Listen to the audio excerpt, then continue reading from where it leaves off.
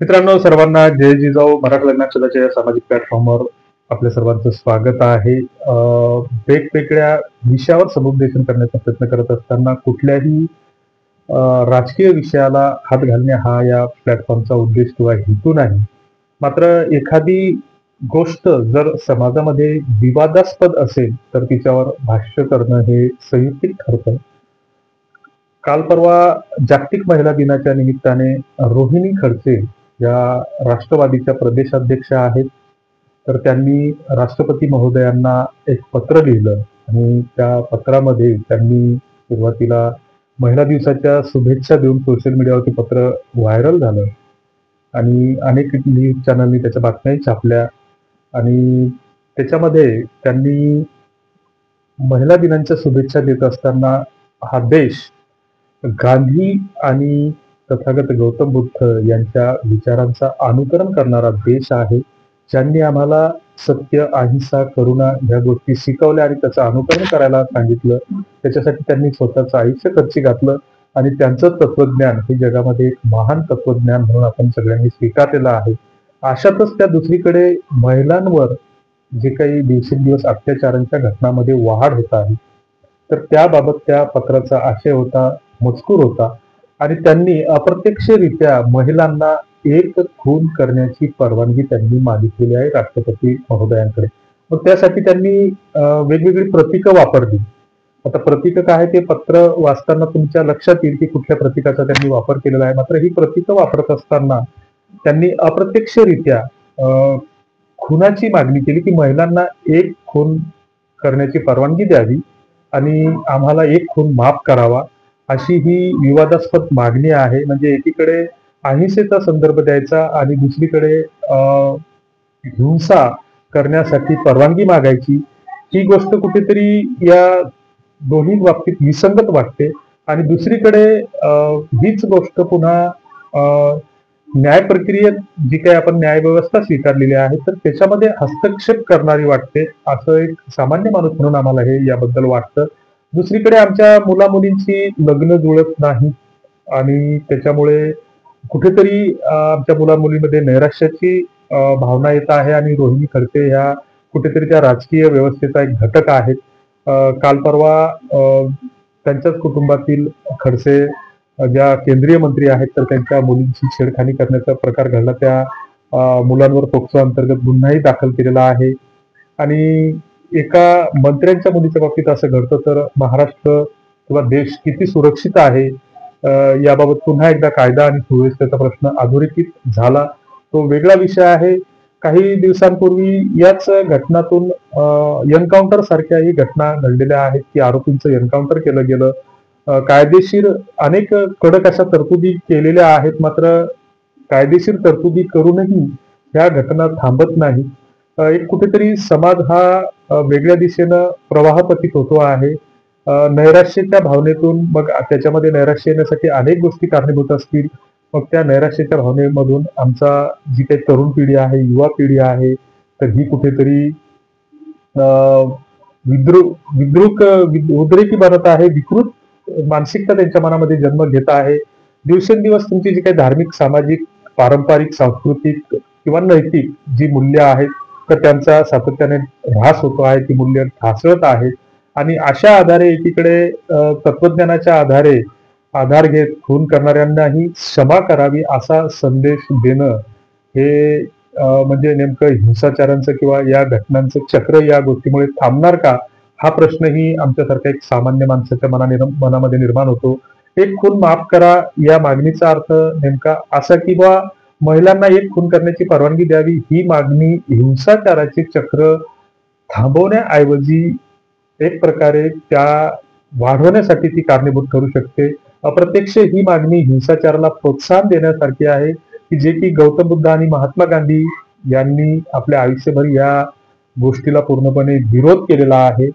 अहिंसेचा क्षमाशीलतेचा मार्ग त्यांनी आम्हाला सांगितलेला आहे आणि अशा स्थितीमध्ये केवळ एक राजकीय स्टंट म्हणा किंवा प्रसिद्धीसाठी अशी मागणी करणं हे आम्हाला थोडंसं काहीतरी विचित्र वाटतं आणि एक प्रकारे आपण शासन प्रशासन व्यवस्थेचा किंवा एक सत्तेचा घटक असताना आपण याबाबत वेगळ्या अंगाने प्रयत्न करू शकतो, की आमच्या समाजामधली जी काही नैतिक मूल्यांचा दिवसेंदिवस जो काही ऱ्हास होतो आहे, लोक हिंसाचार करण्यासाठी जी काही प्रवृत्त होत आहेत.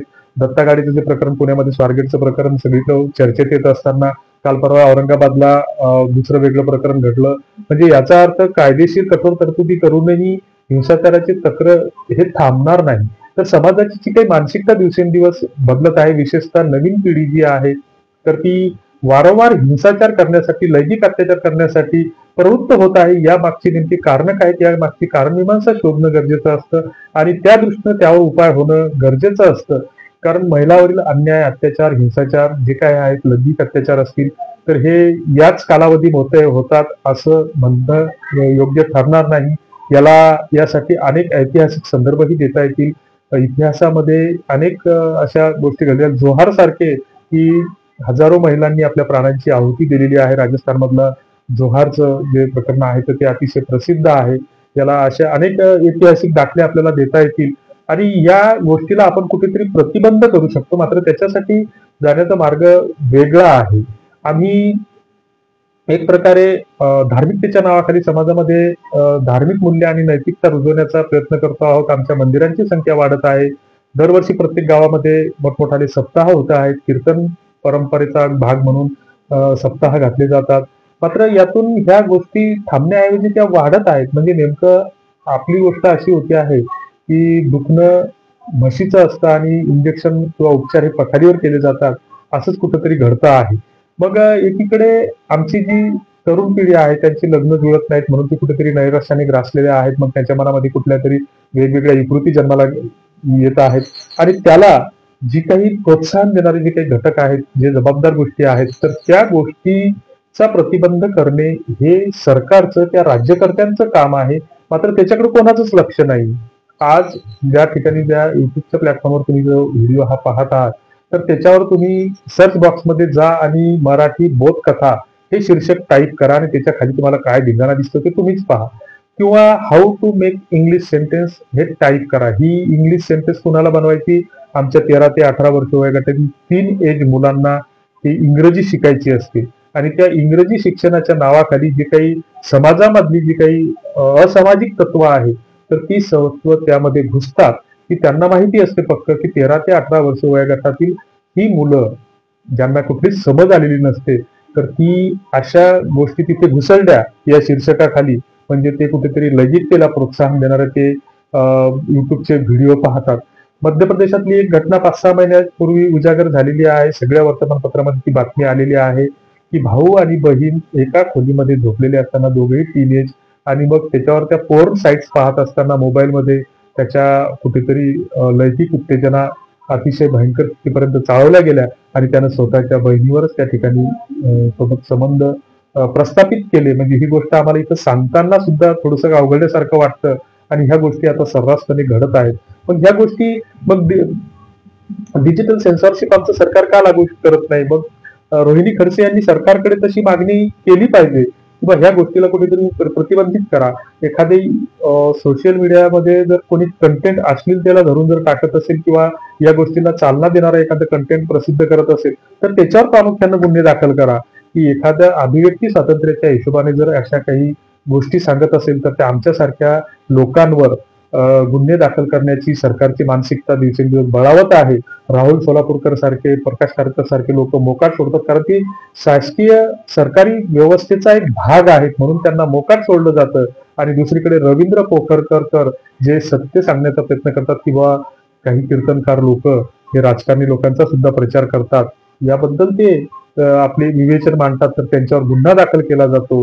ज्ञानेश महाराव सारख्या व्यक्तीवर जे आपलं अभिव्यक्ती स्वातंत्र्याच्या हिशोबानं बोलतात, तर त्यांच्यावर सुद्धा वेगवेगळे दडपणं आणली जातात. अशी अनेक गोष्टी आहेत की ज्या गोष्टी आपल्याला प्रतिबंधित केल्या पाहिजेत त्या आपण करत नाही आणि वेगळ्याच काहीतरी भलत्या सलत्या मागण्या करायच्या आणि मग ह्या लोकशाही व्यवस्थेवर आपण स्वीकारलेली असताना महिलांना एक खून करण्याची परवानगी देणं ही गोष्ट शक्य तरी आहे का? मात्र कुठेतरी प्रसिद्धीच्या झोतात येण्यासाठी आपलं काहीतरी करायचं, तुम्हाला करायचंच झालं तर आमची लग्न कशी जुळतील, आमच्या मुलांची लग्न कशी जुळतील, समाज या विकृतीपासून कसा परावृत्त होईल, समाजामध्ये नैतिक मूल्यांची कशी पुन्हा रुजवण होईल, या गोष्टीसाठी तुम्ही आम्ही सर्वत्र प्रयत्न करणं गरजेचं आहे. जर ह्या गोष्टी अशा वाढतच गेला तर ह्या हिंसाचाराचे दगड किंवा हिंसाचाराच्या या गोफणीतला दगड पहिल्यांदा तुमचा आमचा कपाळमोक्ष करेल आणि हे सांगण्यासाठी कुठल्याही भविष्यकाराची गरज पडणार नाही. हे आम्हालाही कळतं, तुम्हालाही ते कळलं पाहिजे यासाठी हे निवेदन आहे. बाकी कुठल्या विषयावर बोलणं हा या चॅनलचा उद्देश नाहीये. आम्हाला हे वाटलं ते सांगितलं. तुम्हाला काय वाटतं ते कमेंट बॉक्समध्ये नक्की कळवा. धन्यवाद. जय जिजाऊ.